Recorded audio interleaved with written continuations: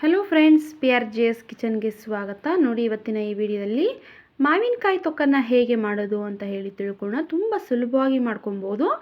ತುಂಬ ದಿಢೀರಂತ ಹೇಳಿ ನಾವೇನಾದರೂ ರೈಸ್ ಜೊತೆ ತಿನ್ನೋದಕ್ಕೆ ಮಾಡ್ಕೊಬೇಕು ಅಂತ ಹೇಳಿದ್ರೆ ಈ ರೆಸಿಪಿ ಟ್ರೈ ಮಾಡಿ. ಮಾವಿನಕಾಯಿ ಮನೇಲಿದ್ದಾಗ ತುಂಬ ಈಸಿಯಾಗಿ ಸುಲಭವಾಗಿ ಮಾಡ್ಕೊಬೋದು.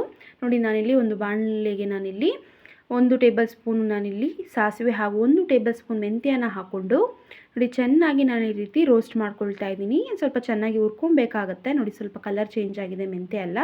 ಆ ರೀತಿ ಚೆನ್ನಾಗಿ ಈ ರೀತಿ ರೋಸ್ಟ್ ಮಾಡಿಕೊಂಡು ಅದನ್ನು ಆರೋದಕ್ಕೆ ಬಿಡಿ. ಆರಿದ ನಂತರ ನೋಡಿ ಒಂದು ಜಾರಿಗೆ ಹಾಕ್ಕೊಂಡು ನಾನಿಲ್ಲಿ ಪೂರ್ತಿಯಾಗಿ ನಾನಿಲ್ಲಿ ಗ್ರೈಂಡ್ ಮಾಡ್ಕೊಳ್ತಾ ಇದ್ದೀನಿ. ಹಾಗೆ ಇದಕ್ಕೆ ನಾನಿಲ್ಲಿ 1 ರಿಂದ 1.5 ಟೇಬಲ್ ಸ್ಪೂನಷ್ಟು ನಾನಿಲ್ಲಿ ಅಚ್ಕಾರದ ಪುಡಿಯನ್ನು ನಾನಿಲ್ಲಿ ಸೇರಿಸ್ಕೊಳ್ತಾ ಇದ್ದೀನಿ. ನೋಡಿ, ಈಗ ಇದನ್ನು ನಾವಿಲ್ಲಿ ಪೂರ್ತಿಯಾಗಿ ಗ್ರೈಂಡ್ ಮಾಡಿ ಪೌಡರ್ ಮಾಡ್ಕೊಬೇಕಾಗತ್ತೆ.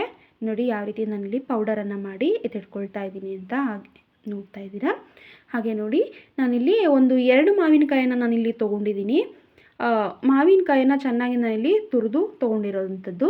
ನೋಡಿ, ಅದನ್ನು ನಾನಿಲ್ಲಿ ಒಂದು ಜಾರ್ಗೆ ಹಾಕ್ಕೊಂಡು ಹಾಗೆ 2 ಟೇಬಲ್ ಸ್ಪೂನ್ ಬೆಲ್ಲನ ನಾನಿಲ್ಲಿ ಹಾಕ್ಕೊಳ್ತಾ ಇದ್ದೀನಿ.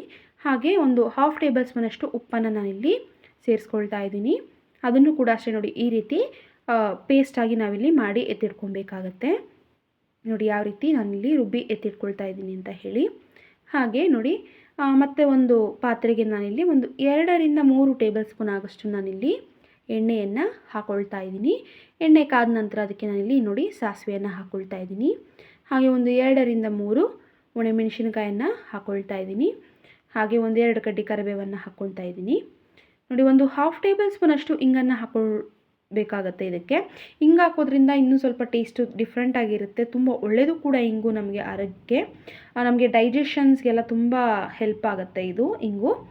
ನೋಡಿ, ನಂತರ ನೋಡಿ ನಾನಿಲ್ಲಿ ರುಬ್ಬಿಟ್ಕೊಂಡಿರುವಂತಹ ಮಾವಿನಕಾಯಿ ಮಿಶ್ರಣ ಏನಿದೆ ನಾನಿಲ್ಲಿ ಪೂರ್ತಿಯಾಗಿ ಹಾಕ್ಕೊಂಡು ಮಿಕ್ಸ್ ಮಾಡ್ಕೊಳ್ತಾ ಇದ್ದೀನಿ.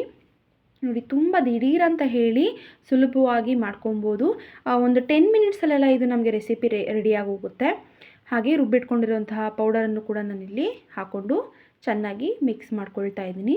ನೋಡಿ, 5 ರಿಂದ 6 ನಿಮಿಷ ನಾವು ಮೀಡಿಯಮ್ ಫ್ಲೇಮಲ್ಲಿ ಇಟ್ಟು ಸ್ವಲ್ಪ ಚೆನ್ನಾಗಿ ಬೇಯಿಸ್ಕೊಂಡ್ರೆ ತುಂಬ ಚೆನ್ನಾಗಾಗುತ್ತೆ.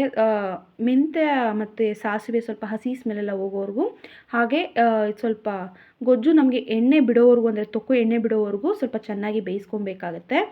ನಾನಿಲ್ಲಿ 6 ರಿಂದ 7 ನಿಮಿಷ ಸ್ವಲ್ಪ ಚೆನ್ನಾಗಿ ಬೇಯಿಸ್ಕೊಂಡಿದ್ದೀನಿ ನಾನು ಇದನ್ನು. ನೋಡಿ, ಸ್ವಲ್ಪ ಎಣ್ಣೆ ಬಿಡೋವರೆಗೂ ಬಿಸಿ ಬಿಸಿ ಅನ್ನದ ಜೊತೆ ತಿನ್ನೋದಕ್ಕೆ ತುಂಬ ಚೆನ್ನಾಗಿರುತ್ತೆ ಇದು ಟೇಸ್ಟು.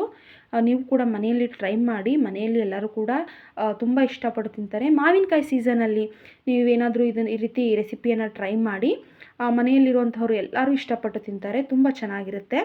ನಿಮಗೆ ಈ ರೆಸಿಪಿ ಇಷ್ಟ ಆಗಿದರೆ ಲೈಕ್ ಮಾಡಿ, ಶೇರ್ ಮಾಡಿ, ಕಮೆಂಟ್ ಮಾಡಿ ಹಾಗೂ ತಪ್ಪದೇ ಸಬ್ಸ್ಕ್ರೈಬ್ ಮಾಡಿ. ಇನ್ನು ಯಾರ್ಯಾರು ಚಾನಲ್ನ ಸಬ್ಸ್ಕ್ರೈಬ್ ಆಗಿಲ್ಲ ಆದಷ್ಟು ಬೇಗ ಸಬ್ಸ್ಕ್ರೈಬ್ ಆಗಿ ಹಾಗೂ ಸಪೋರ್ಟ್ ಮಾಡಿ. Thank you.